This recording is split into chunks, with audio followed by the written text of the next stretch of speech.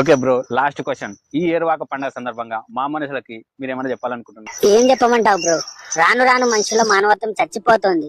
పూర్వం మమ్మల్ని ఇంట్లో సొంత మనుషుల్లా భావించి ప్రేమించేవారు.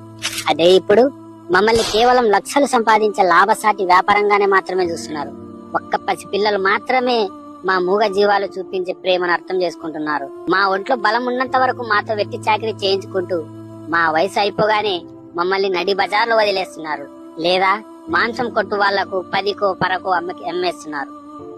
జీవహింస తప్పు అని ప్రభుత్వాలు ఎంత మొత్తుకున్నా రైతు సంబరాల పేరుతో జాతరలలో మమ్మల్ని పెద్ద పెద్ద రాతి దూలాలు కట్టేసి వాటిని లాగమని రక్తాలు కారేలా కొడుతుంటారు. గోవు కన్న తల్లితో సమానం అంటారు. మరి అదే గోవు పొలంలో పడితే అది ఇంకొకటి గోవు అని మరీ కర్కశంగా కాళ్ళు నరుకుతుంటారు, చచ్చేలా కొడుతుంటారు. మరీ కొందరైతే కరెంట్ షాక్ కూడా పెడుతుంటారు. పండగలప్పుడు గుర్తొచ్చే ఆ భక్తి ఆ సమయంలో ఎక్కడికి పోతుంది మీకు? మేము మీ నుంచి కోరేది కాసింత ప్రేమ మాత్రమే.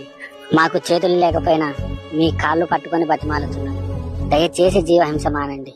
మాపై కాసింత కరుణ చూపియండి.